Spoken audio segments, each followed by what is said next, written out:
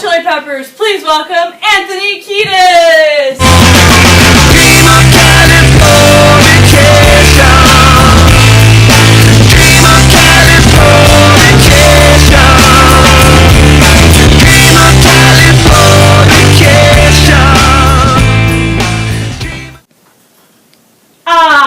Hello Anthony, so great to have you here.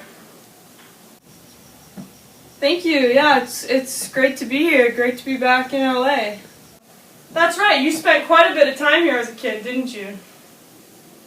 Yeah, I moved out to LA with my dad when I was about 12 years old. I loved LA, I had so much freedom, I met girls, I tried drugs, I even met my future bandmates at Fairfax High. I just felt this unspoken bond between me and the city, and sometimes in the band, I felt like an outsider.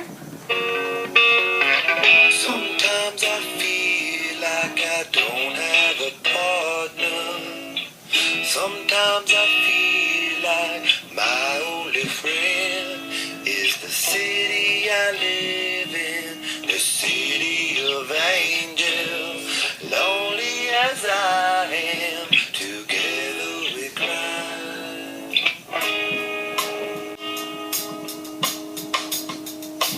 I don't ever wanna feel like I did that day.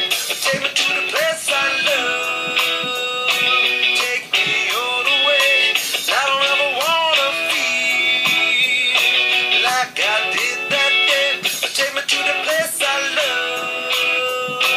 Take me all the way.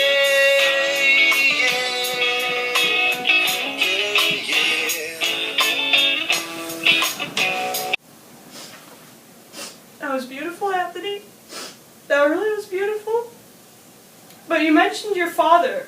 Now, what was he like?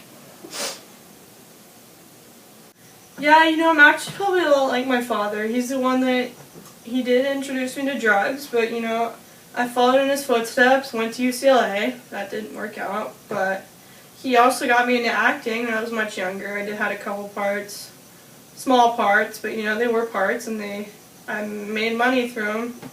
But my father was never much of a parental authority, and I think that's really why I loved to live with him, was I just loved the freedom, and I loved how he treated me as an adult. And do you think it was that freedom that got you so involved in drugs? Because it's safe to say that I think everybody here knows that you suffered from drug addiction for a majority of your life. Yeah, it is safe to say I've suffered from drug addiction most of my life. My dad gave me my first joint when I was 11 years old. I had done coke and Quaaludes by the time I was 14, taken LSD in the 8th grade. In high school it was mostly pot, but of course I did do some coke, and I injected heroin a couple years later for the first time because somebody told me that it would be like the 80-foot pillow that broke the horrific fall from cocaine. At what point did you realize you had really become addicted, like it was affecting your work?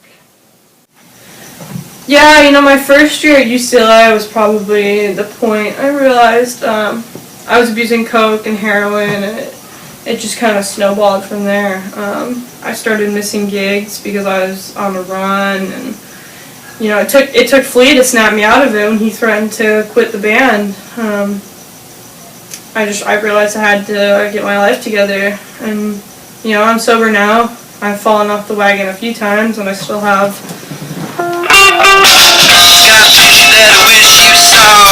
Sarcastic, Mr. Know-It-All. Close your eyes and I'll kiss you, 'cause with the blood I've shed, with the blood I've shed, it's a lonely view.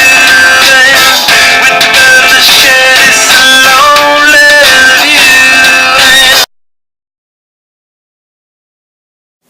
Oh wow, Anthony, that was beautiful.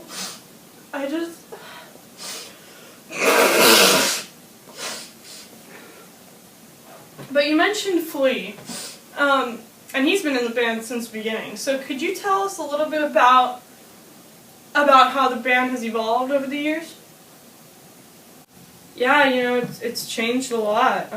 Hillel and Flea and we started the band, and back at Fairfax High, we kind of ground roots started there, and then we invited Jack to play on drums, Jack Irons, and after Hillel passed, you know, God rest his soul, Jack couldn't handle it, so he quit. So we were without a guitar player and a drummer. We added Blackbird and DH, but Dwayne didn't really mesh, so we found John Frusciante. And then a couple years later, Chad Smith replaced DH, and we hung with that crew until about 2009 when John left. You know, Josh, who's come in, and he's fit in really well. And I'm, you know, really happy with the way we sound right now. Thank you so much for coming, Anthony. It's been great talking to you. Yes, thank you for having me. And you can get Anthony's book, Scar Tissue, on Kindle Fireplace starting this Friday, and everybody in the audience gets a copy of Scar Tissue. Yeah! Scar Tissue!